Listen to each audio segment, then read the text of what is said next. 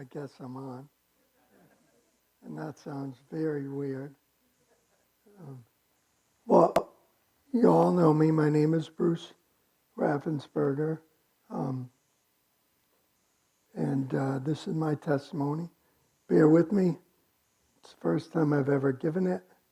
So,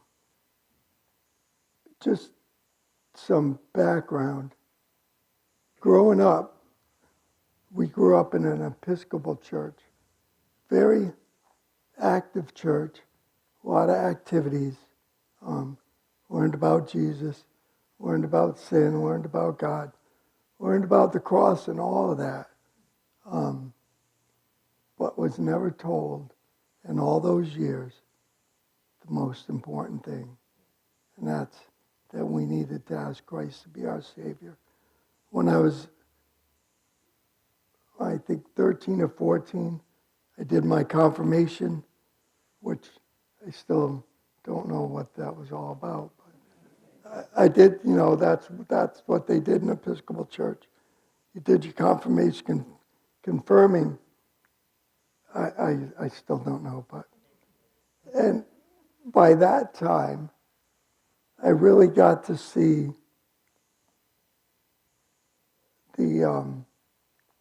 that the people in the church, the priests and everything, were different in real life than they were when they were in church. And that just really turned me away from all that. Unfortunately, because of things that my brothers introduced me to at a young age, I fell in with, people that weren't so good,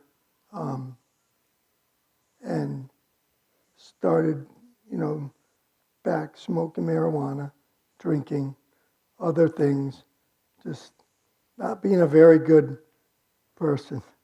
And so this continued. And then in 1986, I met Sabrina, and we started dating. And a few years later, we had Corey. And then in 92, we got married. But being addicted to not just drugs and alcohol, but also pornography, I was not a very good father. I was not a very good husband.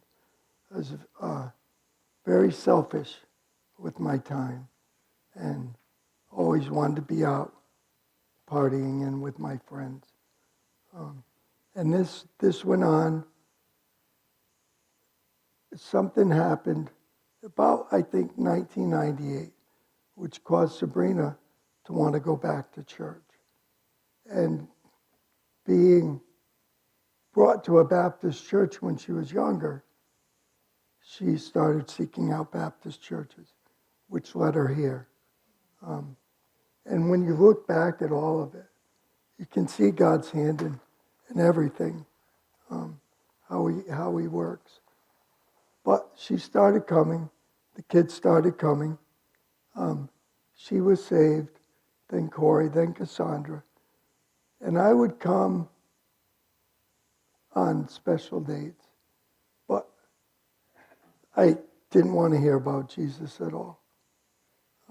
Became very, very hard, and tried to go whatever they were taught here.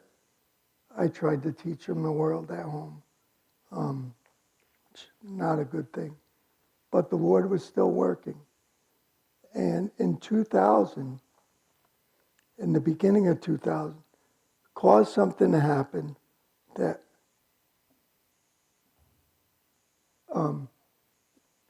during my whole life, knowing God, I would always call out to him. I would pray, especially when I was in trouble. I prayed a lot to overcome addiction, tried to quit myself for many, many times, but was unable to.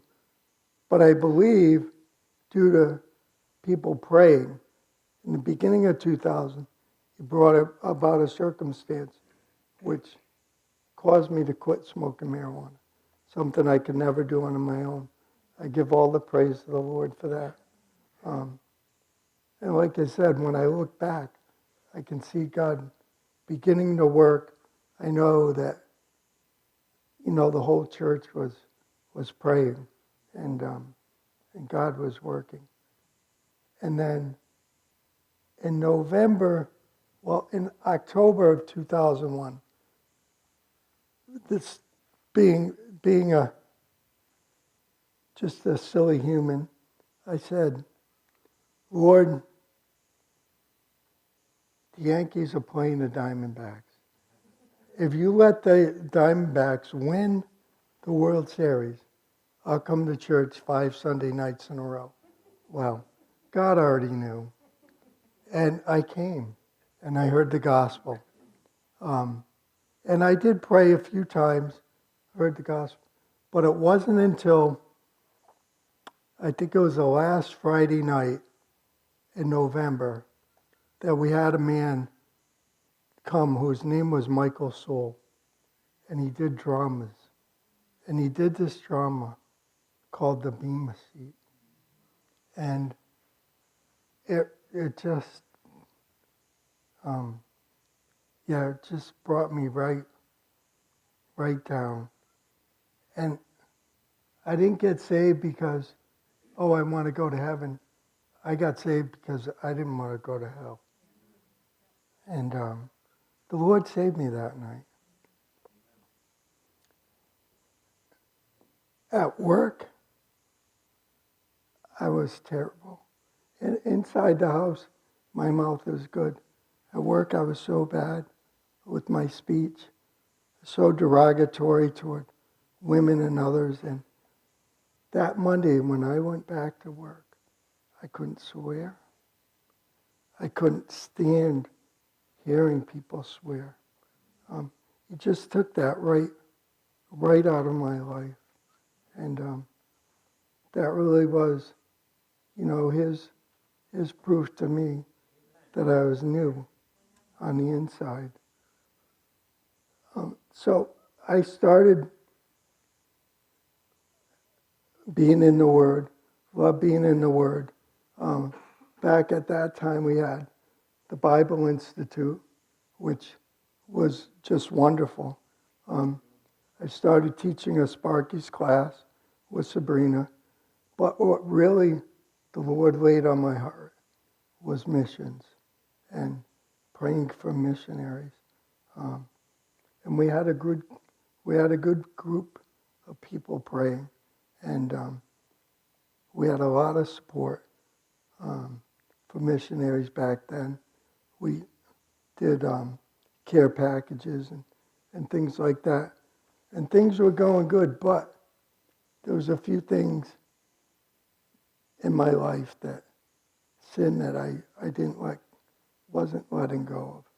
And when something happened in the church, I think it was 2004 or 2005, that really rocked the church. And a good friend who was really like a mentor to me ended up leaving, and quite a few people left.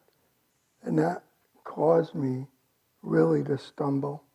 And because of the sins I wasn't giving up, the drinking and the pornography, I started sliding back. And I was still coming to church, but I stopped teaching, and because I knew that wasn't right.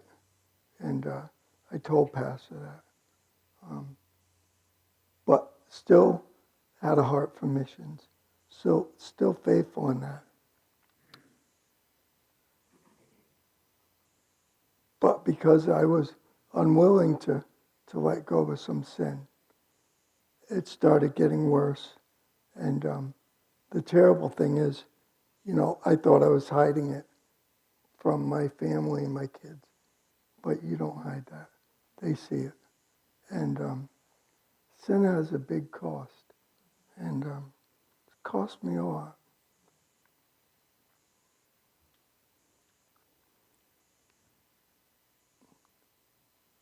I used to work in jewelry, but because of all the layoffs, jobs going overseas, I went back to school, and then I got a job which had nothing to do with school, but it had good benefits. And I was looking at the job being, it's going to provide for my family better. But it took me out of church totally. And Mike knows. I started working at Torrey Plastics, and they have a 12-hour rotating shift. So you're working every other weekend, and you're working every other Thursday. And so I just totally stopped going to church. And I would say for about 8 years, I was really backslidden. And about 3 of those, terribly, terribly, terribly backslidden. Torrey Plastics was a very spiritually dark place. And it just was not good for me, not good for my family. It got to the point where I would start sneaking liquor into the job. But about 2 years into the job, I started praying, Lord,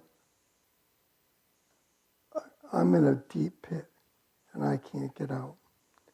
And I probably prayed that way for close to a year.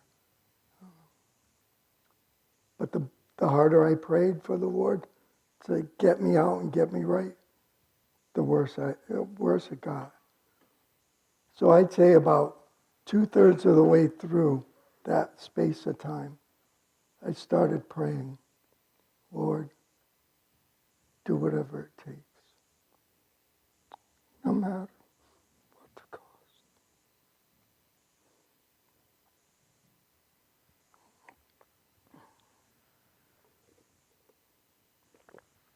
Sorry. And he did. He did what it took.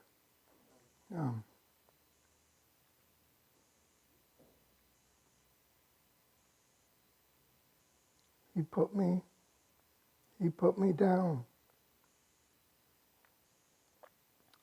And in the beginning of 2012, I could started feeling weakness in my left hand and arm. And being left-handed, you know, I just thought, well, it's a 12-hour shift. It's very hot, very physical job. So after a few months, I went to my doctor, and he said, wow, your left arm and hand they're really small. So that started testing. They tested the nerves in my elbow, the nerves in my shoulder, up on my neck, and then they sent me to a neurologist who started more testing, and the evil needle test, which is so painful, which sent me to Rhode Island Hospital for a bigger needle test, which confirmed ALS.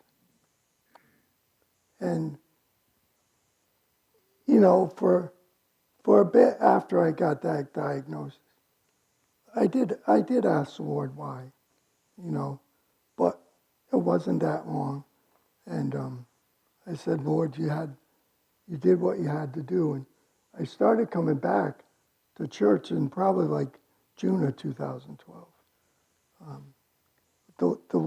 I look back and I see the hand of the Lord, His protection, His working in my life. Spiritual growth is not just easy sometimes. Especially, you know, we're stubborn people. We're thick-headed. And sometimes it takes a lot for God to get through to us. And it did. It took a lot to get through to me, but I wouldn't change it.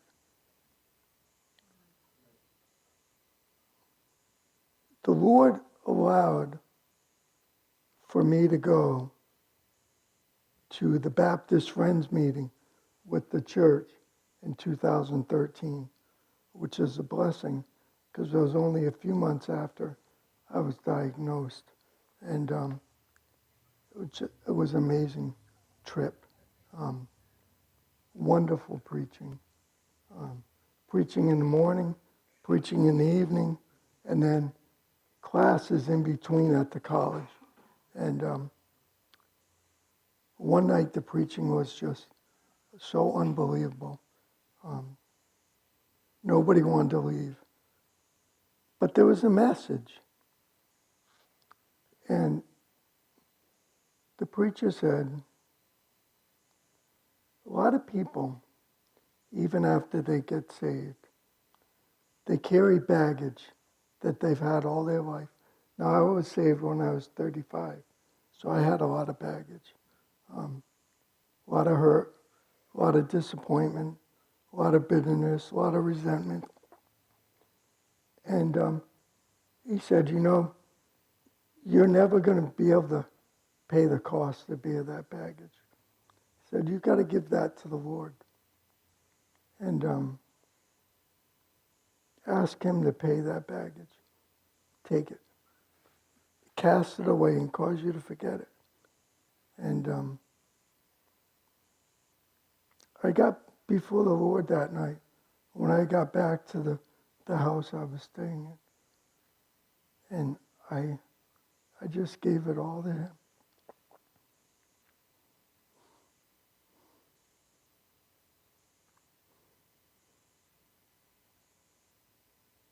And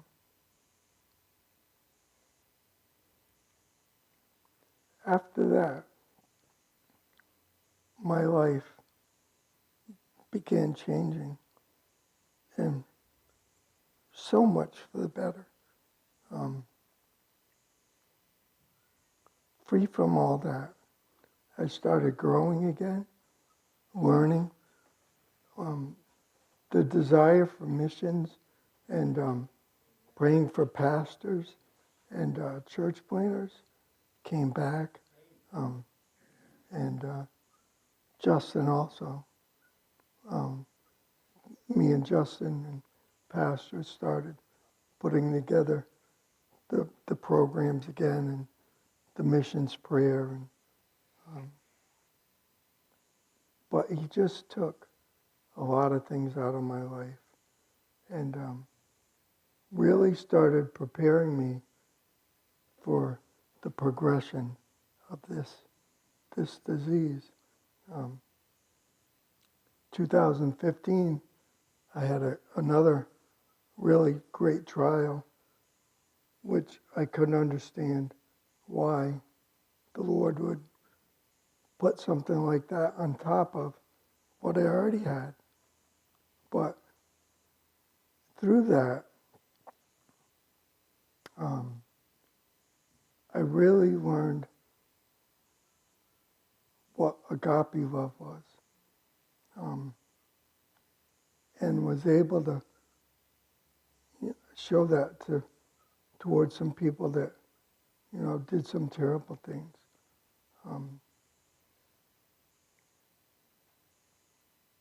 It's all about pruning and purging and growing. Every trial, every test, God designs to make you more perfect.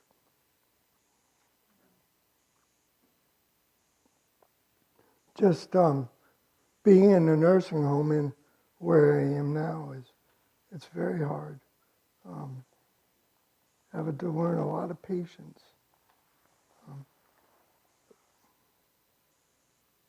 But we're to rejoice in all that we go through. Even if we can't do it while we're going through it, afterwards, when we see the fruit, we rejoice. But he's He's allowed me,